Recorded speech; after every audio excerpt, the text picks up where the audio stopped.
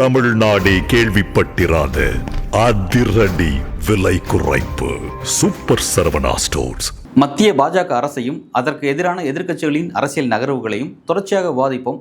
மறக்காம நம்ம சேனலை சப்ஸ்கிரைப் பண்ணி இணைந்திருங்கள்.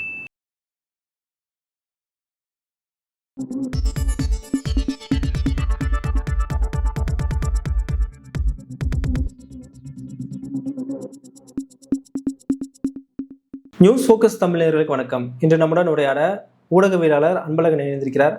வணக்கம் சார்.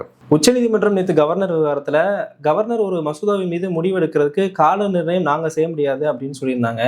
அதற்கான அரசியலமைப்பு சாசனத்தில் இடம் இல்லைன்னு சொன்னாங்க. இப்போ இன்னைக்கு முதலமைச்சர் அதற்கான அரசியலமைப்பு சட்டத்திருத்தம் வர வரைக்கும் நாங்கள் ஓய மாட்டோம்னு சொல்லியிருக்காரு. இது எப்படி பார்க்குறீங்க சார்? ஒரு முக்கியமான ஒரு சூளுரைன்னு நான் பார்க்குறேன். ஸ்டாலின் அவர்களுடைய முக்கியமான ஒரு சூளுரை நாங்கள் பின்வாங்கலை. அதாவது நேற்றைய தினம் உச்சநீதிமன்றம் தெரிவித்த அந்த அரசியல் சாசன அமர்வு தெரிவித்த அந்த கருத்து அப்படிங்கிறது உண்மையிலே திமுக உள்ளிட்ட மாநில கட்சிகள், குறிப்பாக எதிர்க்கட்சிகளுடைய மாநிலங்களுக்கு ஒரு பெரிய செட்பேக்னு சொல்லலாம்.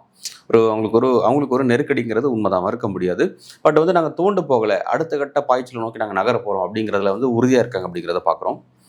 நம்ம ஒரு விஷயத்தை கவனிக்கணும். என்னென்னா, ஆளுநர் ஆர்.என். ரவி தமிழ்நாட்டினுடைய ஆளுநராக நியமிக்கப்பட்ட பிறகு அவர் இங்கே இருக்கக்கூடிய தேர்ந்தெடுக்கப்பட்ட ஒரு அரசுக்கு எந்த அளவுக்கு இடைஞ்சல் கொடுக்குறாருங்கிறது நம்ம நிறைய பார்த்துட்டோம். நிறைய நிர்வாக ரீதியான பல்வேறு இடையூறுகள் கொடுத்துட்டே இருக்கிறாரு. அதை எதிர்த்து திமுகவும் சுணக்கம் அடையாமல் ஒவ்வொரு முறையும் தங்களுக்கான ஒரு ரிலீஃபுக்காக உச்சநீதிமன்றத்தை நாடுவதுங்கிறது தொடர் ஒரு போக்காக வச்சுருக்காங்க. அவங்களுடைய அந்த தொடர் முயற்சிக்கு கிடைச்ச வெற்றி தான் அந்த 142 உச்சநீதிமன்றம் பயன்படுத்தி ஆளுநருக்கும் குடியரசுத் தலைவருக்கும் டெட்லைன் ஃபிக்ஸ் பண்ணதுங்கிறது அது இந்திய அரசியல் வரலாற்றில் ஒரு மைல்கல்னு சொல்லலாம். அது அவ்வளோ சாதாரணமாக நடக்கலை. ஏன்னா இப்போ இதே மாதிரி எதிர்க்கட்சியில் ஆளக்கூடிய மாநிலங்களில் ஆளுநர் மூலமாக எங்கெங்கெல்லாம் இடையூறு நடந்ததுன்னா கேரளாவில் நடந்தது, வெஸ்ட் பெங்காலில் ரொம்ப சீரியஸாகவே போச்சு, நம்ம பார்த்தோம். பஞ்சாபில் நடந்தது. பஞ்சாபில் பன்வாரிலால் புரோஹித் உச்சகட்டமாக பார்த்தீங்கன்னா நிதி மசோதாக்கே கையெழுத்து போடாமல் ஸ்டேட்டுடைய அந்த ஃபினான்சியல் பொசிஷனே நெருக்கடிக்குள்ளாகிற அளவுக்கு அவர் ஒரு பெரிய பிரச்சனை ஏற்படுத்தான்னு நம்ம பார்த்தோம். அப்புறம் கடைசி நேரத்தில் அவசரமாக வழக்கு உச்சநீதிமன்றத்துக்கு வந்தபோது அவர் அனுமதி கொடுத்தாரெல்லாம் பார்த்தோம். எதுக்கு சொல்ல வரோம் அப்படின்னா, எதிர்க்கட்சி ஆளக்கூடிய எல்லா ஸ்டேட்லேயும் ஒரு நெருக்கடி ஆளுநர் மூலமாக இருக்க தான் செய்யுது. இருந்தாலும் பார்த்தீங்கன்னா திமுக அரசு தான் அதுக்கு கிளியராக அவங்களுடைய இந்த சட்ட இன்ஃப்ராஸ்ட்ரக்சருங்கிறது ரொம்ப ஸ்ட்ராங்கானது. அதை கரெக்டாக பயன்படுத்துவாங்க. எப்படி பயன்படுத்தணும், என்ன மாதிரி பயன்படுத்தணுங்கிறது அவங்களுக்கு நல்லா தெரியும். ஸோ அவங்களுடைய இந்த தொடர் முயற்சிக்கு கிடைச்ச அந்த வெற்றி தான் அந்த டைமில் போன ஏப்ரல் மாதம் கிடைச்ச அந்த ஒரு தீர்ப்புங்கிறது ஒரு முக்கியமான விஷயம். இப்போ இன்றைக்கு வந்திருக்குது, அதாவது நேற்றைய தினம் வந்திருக்க அந்த விஷயம் அப்படிங்கிறது பார்த்தீங்கன்னா அது தீர்ப்பு கிடையாது. அது நம்ம எப்படி சொல்லலாம்னா ஒரு கிளாரிஃபிகேஷன் சொல்லலாம். அதாவது ஏற்கனவே தீர்ப்பு வழங்கியது யாருன்னா நீதிபதி பரிதிவாலா மற்றும் மகாதேவன் பெஞ்ச் தான் இந்த தீர்ப்பை வழங்கினாங்க. அந்த தீர்ப்பின் மீது ரிவ்யூ பெட்டிஷனாக குடியரசுத் தலைவர் அதை மறு ஆய்வு செய்யலை. அந்த தீர்ப்பை மறு ஆய்வு செய்யணுன்ற ஒரு கொஸ்டினை வைக்கல. ஏன்னா மறு ஆய்வு செய்யணும்னு வச்சானா அது அதே பெஞ்சுக்கு தான் போகும். இப்போ அந்த பெஞ்சில் இருக்க நீதிபதிகளுக்கு அந்த பர்டிகுலர் விஷயத்தில் அவங்களோட ஸ்டாண்டர்ட் என்னங்கிறது தெளிவாக தெரியுது.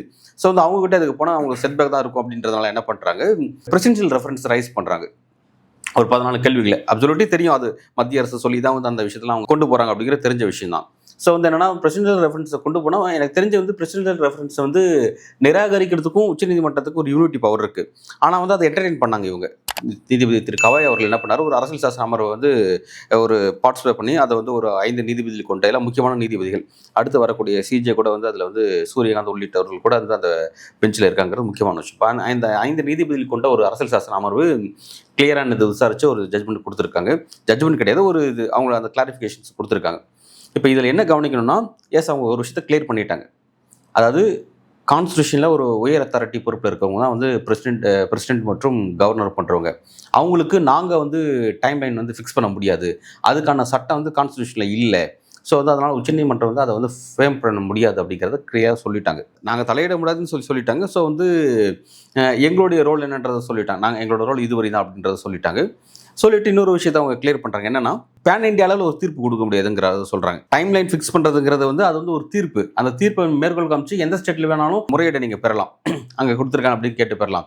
இப்போ என்னன்னா, அந்த டைம் லைன் ஃபிக்ஸ் பண்ண முடியாதுன்னு சொல்லி அதை குவாஷ் பண்ணணுன்றது அவங்களோட விருப்பத்தை தெரியப்படுத்திட்டு ஆனால் இன் பர்டிகுலராக ஒரு பர்டிகுலர் இஷ்யூவில் ஒரு மசோதா வருது. அந்த மசோதாவில் ஆளுநர் தன்னோட அந்த ஒரு டைமுக்குள்ளே அவர் அந்த பதில் சொல்லாமல் இருக்காரு. அதாவது தாமதப்படுத்துறதுங்கிறது ஒரு ரீசன். ரெண்டாவது, தாமதப்படுத்துவதற்கான தெளிவான காரணங்களை முன்வைக்காமல் இருக்கிறது அது இன்னொரு விஷயமா மாறுது. ஸோ இந்த மாதிரி தெளிவற்ற ஒரு நியாயமான தன்மை அங்கே இல்லாத பொழுது அந்த பர்டிகுலர் விஷயத்தை மட்டும் நாங்கள் வந்து விசாரிக்க தயாராக இருக்கோம் அப்படிங்கிறாங்க. ஒரு பார்ஷியலாக பிரித்து தான் அதை அவங்க பார்க்குறாங்க. பார்த்துட்டு என்ன சொல்கிறாங்கன்னா, ஃபஸ்ட்டு வந்து இந்த இடத்துக்கு இந்த சப்ஜெக்ட் வந்தது காரணம் என்னன்னா, கான்ஸ்டியூஷனில் அவங்களுக்கு வந்து டைம் ஃப்ரேம் இல்லை, ஸோ அதனால் வந்து அதை நாங்கள் கொடுக்க முடியாது அப்படிங்கிறத கிளியராக சொல்லிட்டாங்க. எஸ், அப்சல்யூட்லி தெரிஞ்ச விஷயம். அந்த மாதிரி டைம் ஃப்ரேம் யார் ஃபிக்ஸ் பண்ணணும் அப்படின்னா நாடாளுமன்றம் தான் ஃபிக்ஸ் பண்ண முடியும். ஏன்னா அது அரசியல் சாசனத்தினுடைய நம்மளுடைய மேதைகள் வடிவமைச்ச ஒரு விஷயம் தான் வந்து அந்த மாதிரியான ஒரு கண்ணியமிக்க பதவியில் உட்காரக்கூடியவங்களுக்கு அந்த மாதிரி டைம் ஃப்ரேம் ஃபிக்ஸ் பண்ணா அப்படின்னா அது வந்து ஒரு சாதாரண ஒரு கலெக்டருக்கான ஒரு போஸ்டிங் மாதிரி ஆகிடும், ஒரு தாசில்தார் லெவலுக்கான போஸ்டிங்காக மாறிடும் அப்படிங்கிறதுனால அதெல்லாம் அவங்க கொடுக்கல. ஸோ வந்து அந்த ஒரு அட்வான்டேஜை தான் இவங்க சாதகமாக பயன்படுத்திட்டு வேற லெவலில் இவங்க அதை ப்ளே பண்ணிட்டு இருக்காங்கிறது கவனிக்கிற விஷயம். ஸோ வந்து என்னன்னா உச்சநீதிமன்றம் வந்து கிளியராக பார்த்துட்டாங்க, சட்டத்தில் இந்த மாதிரியான இடம் இல்லை, ஸோ வந்து அதனால் வந்து அதை வந்து நாங்கள் கொடுக்க முடியாது, அதை நாங்கள் வந்து குவாஷ் பண்ணுறோம் அப்படிங்கிற ஒரு கருத்தை தெரிவிக்கிறாங்க. இப்போ இங்கே வந்து நம்ம இப்போ ஸ்டாலின் அவர்கள் சொன்ன இடத்துக்கு வருவோமே. இப்போ இவர் என்னன்னா நாங்கள் அதை ஓய மாட்டோம், அடுத்த கட்டத்துக்கு கொண்டு போகிறோம் அப்படின்னா இவங்க இதை அடுத்த கட்டத்தை எப்படி கொண்டு போவாங்கன்னு நான் பார்க்குறேன். அப்படின்னா ஒரு மிகப்பெரிய ஒரு போராட்டத்தை முன்னெடுக்கணும், நாடாளுமன்றத்தில் இது சார்ந்த விஷயத்தை வந்து பிரச்சனையை வந்து எழுப்பணும். நாடாளுமன்றம் தான் இதுக்கான விஷயத்தை கொண்டு வர முடியும். நாளைக்கே ஆளுநருக்கும் குடியரசுத் தலைவருக்கும் இந்த மாதிரியான விஷயத்தில் ஒரு டைம் ஃப்ரேம் ஃபிக்ஸ் பண்ணோம் அப்படின்னா வந்து அது நாடாளுமன்றத்தில் சட்டமாக மசோதாவை ஏற்றி அதுக்கு 2 இடத்துலையும் ஒப்புதல் பெற்று அப்புறம் வந்து கடைசியில் அது யார் குடியரசுத் தலைவர் ஒப்புதல் போட்டு கொடுத்தா தான் அதுவுமே சட்டமாக மாறும். ஸோ வந்து அப்படி மாற்றினா மட்டும் தான் வந்து ஒரு சட்டமாக மாறும். அதுக்கப்புறம் நீதிமன்றம் ரொம்ப கிளியராக சொல்லிட்டாங்க. என்னன்னு சொல்லிட்டாங்கன்னா, இதெல்லாம் ப்ராசஸிங்கில் இருக்கும்போது நாங்கள் தலையிட முடியாது, ஒரு மசோதா டிஸ்கஷனில் இருக்கும் பொழுது நாங்கள் தலையிட முடியாது, அது சட்டமாக மாறுறதுக்கு அப்புறம் தான் வந்து அந்த சட்டம் வந்து கான்ஸ்டியூஷனை வயலேட் பண்ணால் தான் தலையிட முடியும் அப்படிங்கிறது கிளியராக சொல்லிட்டாங்க. ஸோ வந்து என்னன்னா இனிமேல் இதோடைய போராட்டம் இந்த அப்படிங்கிறது எனக்கு தெரிஞ்சு இனிமேல் லீகலாக இருக்காங்கிறது எனக்கு ஒரு டவுட் இருக்குது. லீகலாக இது எப்படி கொண்டு போக முடியும் அப்படிங்கிறது எனக்கு அதில் வந்து பல வழக்கறிஞர்கள் வந்து மாறுபட்ட கருத்துக்கள் சொல்கிறாங்க. ஏன்னா நீதிபதி பர்திவாலா மற்றும் மகாதேவன் தெரிவித்த அந்த கருத்து, அவங்க தெரிவித்த அந்த தீர்ப்புங்கிறது இந்த 5 நீதிபதிகள் தெரிவித்த கருத்துக்கு அப்புறம் அது என்ன ஆக போகுது, இப்போ வந்து அதுக்கு சட்ட பாதுகாப்பு இல்லாமல் போயிடும். இது நீதிபதி பர்திவாலா மகாதேவன் கொடுத்த அந்த தீர்ப்பு இருக்குல்ல, அதுக்கு ஒரு லீகல் இம்யூனிட்டிங்கிறது இப்போ இதுக்கப்புறம் இல்லாமல் என்ன சொல்றாருன்னா இந்த கருத்து வந்து அந்த தீர்ப்பை பாதிக்காதுன்னு சொல்லியிருக்காரு. பாதிக்காதுன்னு சொல்றாங்க. ஆனால் அதுக்கு சட்ட பாதுகாப்பு வேணும். ஒரு தீர்ப்பு இருக்குன்னா அந்த தீர்ப்பை காமிச்சு நாளைக்கு எங்கே வேணாலும் ஒரு ரெஃபரன்ஸ் வாங்க முடியும். இப்போ இது வந்து தமிழ்நாடு பொறுத்த வழக்கில் கிடைச்ச ஒரு தீர்ப்பு. நாளைக்கு வந்து இப்போ இதே மாதிரி வந்து ஒரு உதாரணத்துக்கு சொல்லணும்னா வந்து இப்போ நாளைக்கு கேரளாவில் அங்கே வந்து ஒரு பினராயி விஜயனுக்கு அங்கே இருக்கக்கூடிய ஒரு ஆளுநரால் ஒரு பிரச்சனை வச்சுப்போமே, இல்லை வெஸ்ட் பெங்காலாவது ஒரு பிரச்சனை வச்சுப்போமே. அப்படி இருக்கும்பொழுது தமிழ்நாட்டில் அன்றைக்கி இந்த மாதிரியான பிரச்சனை வரும்போது இப்படி தான் டீல் செய்யப்பட்டுச்சு. ஸோ அந்த மாதிரி ரிலீஃப் எங்களுக்கு வேணும். ஏன்னா இப்போ இதே பார்த்தீங்கன்னா கேரளாவில் கூட ஆரிஃப் முகமது கான் இருந்த போது நான் நினைக்கிறேன் அப்போ வந்து இதே மாதிரியான ஒரு வழக்கு ஒன்று கொண்டு போனாங்க. அப்போ தமிழ்நாட்டுக்கு என்ன மாதிரியான ஒரு ரிலீஃப் கொடுத்தாங்களோ அதே மாதிரி தான் எங்களுக்கு வேணும்னு கோட் பண்ணாங்க. ஸோ வந்து இது வந்து எல்லா இடத்துக்கும் ஒரு உத்தரவு, ஏன்னா உச்சநீதிமன்ற உத்தரவு அப்படிங்கிறது பார்த்தீங்கன்னா அது பேன் இண்டியா அளவுக்கு ஒரு சாம்பிள் தான் அது. ஸோ வந்து அப்படி தான், ஏன்னா அப்படி தான் மேற்கோள் காமிச்சு ஒரு விஷயங்கள் கேட்டு பெறப்படும். ஆனால் இப்போ இந்த இடத்துல வந்து ஒரு அரசியல் சாசன அமர்வு கொடுத்துட்டாங்க, சாதாரண பெஞ்ச் கிடையாது. ஒரு அரசியல் சாசன அமர்வுங்கிறது அதுக்கு வந்து ஒரு சுப்பீரியர் பவர் இருக்குது.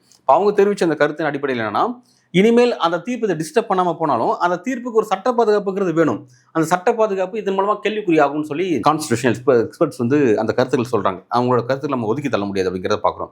ஸோ அடுத்த கட்டமாக இது வந்து எப்படி டேக் ஆஃப் ஆக போகுது அப்படிங்கிறது நம்ம கொஞ்சம் கவனமாக பார்க்க வேண்டிய விஷயம். இப்போ உச்சநீதிமன்றம் என்ன சொல்லியிருக்காங்கன்னா, கவர்னருக்கு கால நிர்ணயம் செய்ய முடியாதுனாலும் காலதாமதம் வந்து காரணம் இல்லாமல் செஞ்சாருன்னா அதை நாங்கள் விசாரிப்போம் அப்படின்னு சொல்லியிருக்காங்க. அப்போ மறுபடியும் கவர்னர் இந்த மாதிரி டிலே பண்ணாருன்னா நாங்கள் அதை விசாரிப்போன்ற மூலமாக மாநில அரசுகள் வந்து மறுபடியும் உச்சநீதிமன்றத்துக்கு வர வாய்ப்பு இருக்கு இல்லையா? கட்டாயமாக வந்து வர வாய்ப்பு இருக்குது. அதாவது இது ஜனநாயகத்தில் இதுதாங்க இவ்வளோதாங்க சிஸ்டம். கவர்னர் அப்படிங்கிறவர் அவரோட போஸ்ட் என்னன்னா வந்து அவர் வந்து சென்ட்ரல் கவர்மெண்ட்டுக்கும் ஸ்டேட் கவர்மெண்ட்டுக்கும் இடையிலான ஒரு எக்ஸிக்யூட்டிவ் பேரர். அவர் வந்து ஒரு நிர்வாக ரீதியான ஒரு கொலிக் மாதிரி அவர், சரிங்களா? ஆனால் அவர் மூலமாக ஒரு பேரல் கவர்மெண்ட் ரன் பண்ண முடியாது. ஆனால் இங்கே அந்த மாதிரி இடத்துல இந்த மாதிரி சில நேரங்களில் அந்த மாதிரியான ஒரு போக்கு போயிட்டு இருக்கு.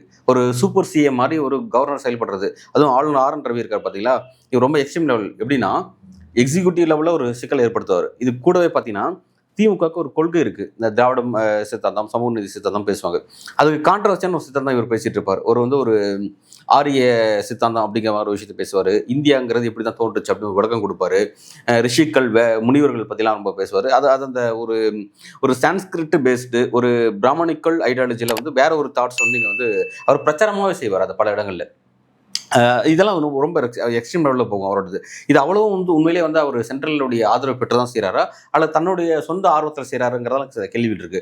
அந்த மாதிரி வந்து பார்த்தீங்கன்னா ஒரு 2 இடத்துலையுமே வந்து ஒரு அரசியல் செஞ்சுட்டு போன போக்கை வந்து நம்ம கடந்த காலத்தில் நிறைய பார்த்துனோம். ஏகப்பட்ட உதாரணம் நம்ம முன்னாடி இருக்குது. அந்த மாதிரியான விவகாரம் போயிட்டுருக்கு.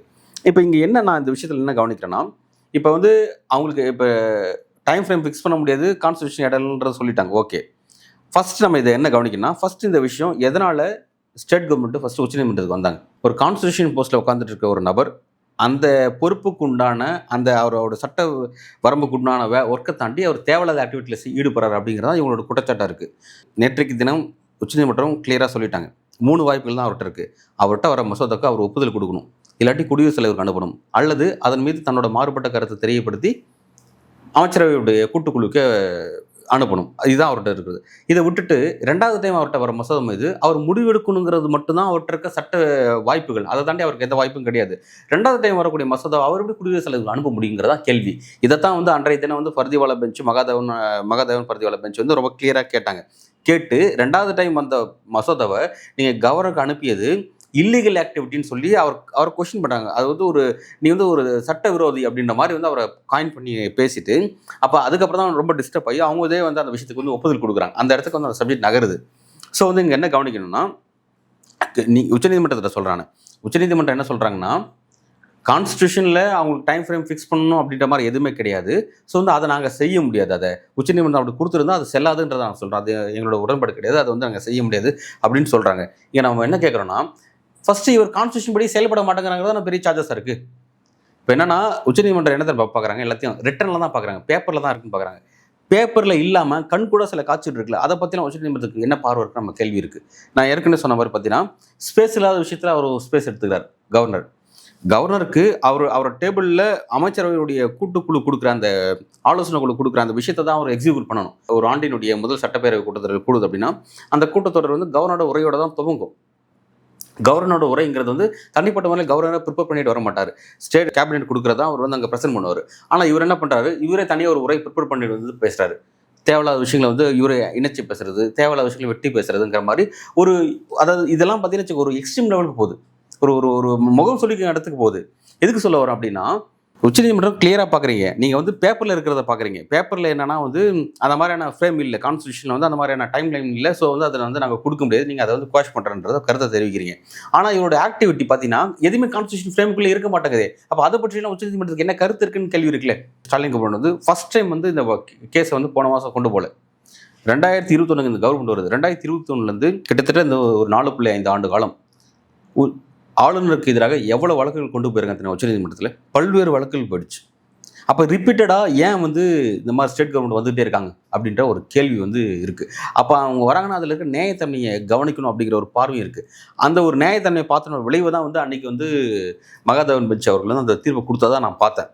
ஆனால் வந்து அது அன்றைக்கி அது மீது பல மாறுபட்ட கருத்துகள் இருக்குது. இப்போ நேற்றைய பெஞ்ச் என்ன சொன்னாங்கன்னா, அப்போ வழங்கப்பட்ட தீர்ப்பு வந்து அரசியலமைப்புக்கு எதிரானதுன்னு சொல்லியிருக்காங்க. அப்போ உச்சநீதிமன்றம் 142 பயன்படுத்தி கொடுத்த அந்த தீர்ப்பு வந்து தப்பா அப்படி பார்க்குறீங்களா? அது தப்பா சரியா அப்படிங்கிற செகண்டரி. இன்னைக்கு அதை தான் வந்து ஒரு 5 நீதிபதிகள் கொண்ட ஒரு அரசியல் சாசன பெஞ்ச் வந்து அதை கிளியர் படுத்துறாங்க.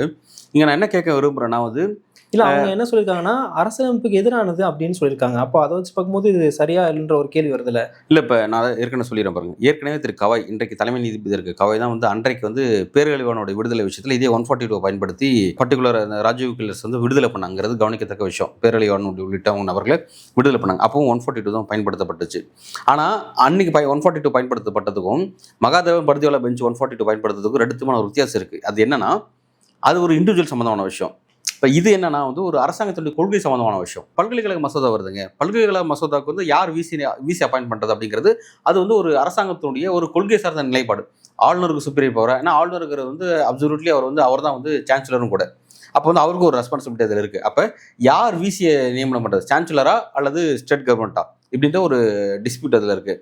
இந்த மாதிரி சில கொள்கை ரீதியான டிஸ்பியூட்டே வந்து வேந்தர் யாருங்கிற ஒரு டிஸ்பியூட். அதான் வேந்தர் யாருங்கிற டிஸ்பியூட். வேந்தர் யாருங்கிறது வந்து இல்லை வேந்தர் யாருங்கிறது ஒன்று, கூடவே வந்து வேந்தர் விசி அப்பாயின்மெண்ட்லேயே ஒரு இஷ்யூ இருக்குது. அதில் வேந்தர் யாருங்கிற ஒரு டிஸ்பியூட் ஒன்று இருக்குது. அதே மாதிரி விசி அப்பாயின்மெண்ட் பண்ணுறதுல யாருக்கு சுப்பீரியர் பவர் இருக்குது அப்படிங்கிறது ஒரு டிஸ்கஷன் அதில் இருக்குது. ஸோ வந்து அப்போ அதில் தான் வந்து இங்கே என்ன நடக்குதுன்னா, இப்போ ஒரு நிர்வாகம் சார்ந்த விஷயம் அப்படிங்கிறது ஒரு கொள்கை ரீதியான ஒரு முடிவாக இருக்குது. அந்த கொள்கை ரீதியான முடிவுக்கு எப்படி வந்து ஒரு 142 பயன்படுத்த முடியும் அப்படின்னு. ஏன்னா அந்த பிரசிடென்ஷியல் ரெஃபரன்ஸில் 14 கேள்வி எழுப்பியிருந்தாங்க. அதில் பார்த்தீங்கன்னா ஒரு 3 கேள்வி ஒமிட் பண்ணிட்டாங்க இவங்க. அதில் ஒமிட் பண்ண ஒரு கேள்வி என்ன கேள்வி அப்படின்னா, இந்த அரசியல் சாசன பெஞ்ச் சம்பந்தமாக ஒரு கேள்வி எழுப்பியிருந்தாங்க. அந்த கேள்வி தேவையில்லை அப்படின்னு சொல்லிட்டு திரு கவாய் அவர்கள் வந்து அதை வந்து ஒமிட் பண்ணிட்டாங்கன்னு வைங்களேன். எதுக்கு சொல்ல வரோம் அப்படின்னா, அப்போவே இந்த வாதம் எழுந்தது. இந்த மாதிரியான விஷயத்தில் ஒரு தனிப்பட்ட 2 நீதிபதிகள் மட்டும் ஒரு தீர்ப்பு கொடுத்துட முடியுமா? அந்த தீர்ப்புங்கிற ஒரு விதியாயிடும். அப்போ இவங்களே ஒரு விதியை திருத்திட முடியுமா? அவங்களே ஒரு சட்டம் ஏற்ற மாதிரி ஆமாம். ஏன்னா வந்து நீதிபதிகள் அப்படிங்கிறவங்க வந்து மக்களோட ரெப்ரசன்டேட்டிவ் கிடையாது, அவங்க படிச்ச அந்த இடத்துக்கு வரவங்க. ஆனால் வந்து இங்கே நடக்கிற விஷயம் அப்படிங்கிறது மக்களால் தேர்ந்தெடுக்கப்பட்ட ஒரு அரசு. இப்போ இது என்ன, நம்ம அவ்வளவும் அன்னைக்கு நம்ம வந்து பரிதிவாள பெஞ்சும் மகாதேவனுடைய அந்த பரிதிவாள மகாதேவனுடைய அந்த அந்த பெஞ்சு கொடுத்த அந்த தீர்ப்பை வந்து நம்ம எல்லாமே ரொம்ப சிலாகிச்சு கொண்டாடணும். காரணம் என்னன்னா வந்து நம்ம எல்லாருக்குமே வந்து பார்த்தீங்கன்னா ஆளுநர் ஆர்.என். ரவி மீது ஒரு வெறுப்பு இருந்துச்சு, அந்த ஆளுநர் ரவியை நியமிச்ச பாஜக மீது ஒரு வெறுப்பு இருந்துச்சு. ஸோ அதனால வந்து எல்லாருமே அதை கொண்டாடிட்டு வைங்களேன். ஆனால் இது எல்லா இடத்துலையும் அப்ளிகபிள் ஆகிடுச்சுன்னு வைங்களேன், அதோட சீரியஸ்னஸ் பார்த்துக்கோங்களேன். அப்போனா ஒரு மசோதாவுக்கு சட்டமாக இருக்கக்கூடிய அந்த அதிகாரம் வந்து உச்சநீதிமன்றத்துக்கு போயிடுற மாதிரி ஆயிடும். உச்சநீதிமன்றம் பயன்படுத்திட்டு அப்போ இருந்த குடியரசு துணைத் தலைவரும் சொன்னாரு, சட்டம் ஏற்றுறது வந்து சட்டமன்றம் மற்றும் நாடாளுமன்றத்தோட வேலை, சுப்ரீம் கோர்ட்டே வந்து சட்டம் ஏற்றுனா அது எப்படி இருக்குன்ற கேள்வி. எஸ், ஆமா, எஸ், அந்த இது டுவர்ட்ஸ் அதை நோக்கி நகர போகுது. ஆனா பேரழிவான விஷயத்துல பாத்தீங்கன்னா மாநில அரசு நிறைவேற்றிய அந்த மசோதாக்கள் ஒப்புதல் கொடுக்கல. அப்போ ரொம்ப டிஸ்டர்ப் ஆகி அவங்க கொடுத்து அன்னைக்கு அது சரின்னு பட்டுச்சு, இண்டிவிஜுவல் விஷயத்தில் சரின்னு பட்டுச்சு. நாளைக்கு ஒரு கொள்கை சார்ந்த விஷயமோ இல்லை வேற ஏதாவது முக்கியமான ஒரு மக்கள் நல சார்ந்த விஷயம் ஒன்று வருதுன்னு வைங்களேன், அந்த விஷயத்துல வந்து நாளைக்கு வந்து இது நாளைக்கு உச்சநீதிமன்றம் வந்து அவங்க வேற முடிவு எடுத்து நான் அது இது பண்றேன், டிஸ்மிஸ் பண்றேன் அப்படின்ட்டாங்கன்னா அப்போ மக்கள்ல பாதிக்கப்படுவாங்க. அப்போ இது என்னன்னா, நீதிமன்றங்கள் அவங்களுடைய ஃப்ரேமுக்குள்ள இருக்கணும். இப்போ இன்னைக்கு சொன்ன மாதிரி நீதிமன்றங்கள் என்னன்னா, ஒரு சட்டம் இருக்குதுன்னா அந்த சட்டம் வந்து கான்ஸ்டியூஷனை வயலேட் பண்ணதா இல்லையாங்கிறத மட்டும் தான் நாங்கள் வந்து மானிட்டர் பண்ணோம். நாங்களா சட்டம் ஈட்டுறதுங்கிறது வந்து தேவையில்லாத ஒரு விஷயன்றதை கருத்து சொல்கிறாங்க. ஓகே, நல்லது. ஆனால் நம்ம என்ன கவனிக்கிறோன்னா, கான்ஸ்டியூஷன் படி உட்காரக்கூடிய இந்த ஆளுநர், குடியரசுத் தலைவர் பண்ணுறவங்களாம் அவங்க அந்த ஃப்ரேமுக்கு உட்பட்டு நடக்க மாட்டாங்கிறாங்களே. இதெல்லாம் பார்வையில் பார்க்குறோம் நம்ம. இதெல்லாம் வந்து ரிட்டர்னில் இருக்காது. அவங்க வந்து அவங்களோட அன்றாட பேச்சு, அவங்க பேசுகிற அரசியல் விஷயமா இருக்கட்டும், அல்ல அவங்க ஏற்படுத்தக்கூடிய இந்த இடையூறுகளாக இருக்கட்டும், அவங்க இவ்வளவு நாள் கிட்டத்தட்ட 2 ஆண்டுகளாக வந்து பல மசோதாக்களை வந்து நிலுவையில் வச்சிருக்காங்க. நீட் மசோதா எப்போவோ வந்த விஷயம். நீட் மசோதா இப்போ கூட வந்து இன்னும் வந்து கிடப்பில் தான் போடப்பட்டிருக்கு. அது குடியரசுத் தலைவர்கிட்டே கிடப்பில் தான் இருக்குது. இப்போ அதெல்லாம் வந்து நீங்கள் அது தான் என்ன முடிவு எடுக்க முடியும்? ஏன்னா இவங்க அதை வந்து வாக்குறுதியாக கொடுத்தா ஆட்சியை கைப்பற்றுறாங்க. நாங்கள் வந்து அதை சரி பண்ணுவோம், அந்த விஷயத்தை நாங்கள் நீக்கும்னு சொல்லி ஆட்சிக்கு வந்து உட்காந்தாங்க. இப்போ 5 வருஷம் முடிய போகுது. மக்கள் வந்து என்னையா நீங்கள் ஆட்சிக்கு வந்தால் நீட்டை ரத்து பண்ணுன்னு சொல்லி சொன்னீங்க, என்ன பண்ணீங்கன்னு கேட்பாங்கல்ல. அப்போ இந்த கவர்மெண்ட் வந்து அந்த பர்டிகுலர் நீட் விஷயத்தில் அன்பாப்புலர் ஆனதுக்கான காரணம் யார்? இந்த ஆளுநர் ஆர்.என். ரவி அவர்களும் வந்து மேலே இருக்கக்கூடிய பிரசிடென்ட் அவர்களும் அந்த பாஜக கவர்மெண்ட் தானே காரணம். இது மக்கள் எப்படி புரிஞ்சுப்பாங்க? இந்த மாதிரியான சிக்கல் நிறைய விஷயங்கள் இங்கே இருக்குது, சரிங்களா? இந்த மாதிரியான அப்படி இருக்கும் பொழுது இந்த விஷயத்தை நம்ம வந்து என்னென்னா 2 பார்வை பார்க்க வேண்டியதாக இருக்குது. நீங்கள் வந்து உச்சநீதிமன்றம்னா ரிட்டர்னில் மட்டும் தான் எல்லாத்தையும் பார்க்குறாங்க. ரிட்டர்னில் ஒரு விஷயம் வந்து சரியாக இருக்கா தப்பாக இருக்கா, ஆனால் ரிட்டர்னை தாண்டி காட்சிகளாக இருக்குது பார்த்தீங்களா, அந்த காட்சிகள் அவ்வளவும் இப்போ ஆளுநர் நியமனமே ஒரு அரசியல் மயப்படுத்தப்பட்டதாக தான் இருக்குது. அதை வந்து அவ்வளவும் ஒரு பேரல் கவர்மெண்ட் ஒரு சூப்பர் சிஎம்மாக அவர் ரன் பண்ணிகிட்டே இருக்கார். அவர் எல்லா இடத்துக்கும் போகிறாரு, தேவையில்ல இன்வெஸ்டிகேஷன்ஸ்லாம் ஈடுபடுறாரு. இப்போ இதுக்கு முன்னாடி பார்த்தீங்கன்னா வந்து பன்வாரிலால் புரோஹித் அவர் மீது வந்து இந்த செக்ஷுவல் கேஸ்லாம் வந்துச்சு. பேராசிரியர் நிர்மலா தேவிலாம் மறந்துட முடியாது. ஒரு பெரிய சீரியஸான விவகாரம் தமிழ்நாட்டில் போச்சு. பட் இன்றைக்கி வந்து அது அப்படியே பேச்சு பூச்சி இல்லாமல் போயிடுச்சுன்னு வைங்களேன். அந்த மாதிரியெல்லாம் விவகாரம்லாம் வந்து இந்த மாதிரி விஷயங்கள்லாம் வெளியே வருது. ஆனால் இவர் மீது, ஆளுநர் ரவி மீது அது மாதிரி வரல. இவர் மீது முழுக்க நிர்வாக ரீதியான விஷயங்கள், பிறகு வந்து ஒரு அரசியல் ரீதியான தலையீடுகள், இந்த மாதிரி தான் இவர் மீது போயிட்டுருக்கு. இப்போ இந்த மாதிரியான இடங்களில் உச்சநீதிமன்றம் வந்து வெறும் பேப்பரில் என்ன இருக்குன்னு மட்டும் பார்க்குறாங்க. அப்படிங்கும்போது நடைமுறையில் அவங்களோட அரசியல் ஆக்டிவிட்டீஸ்ங்கிறது ரொம்ப தன்மையாக இருக்குது. அது வந்து பல்வேறு இடையூறுகளை மாநில அரசு ஏற்படுத்திட்டு இருக்கு. அந்த மாநில அரசு அன்பாப்புலர் ஆகிறதுக்கு இவங்களும் ஒரு காரணமாக இருக்காங்கிறது கவனிக்க வேண்டிய விஷயமா இருக்கு. இவங்க ஒரு பேரல் கவர்மெண்ட் ரன் பண்றாங்கிறது உச்சநீதிமன்றம் பார்க்கவே மாட்டேங்கிறாங்களா? உச்சநீதிமன்றம் என்ன சொன்னாங்கன்னா, இது ஒரு பெரிய இஷ்யூவா இருக்கு.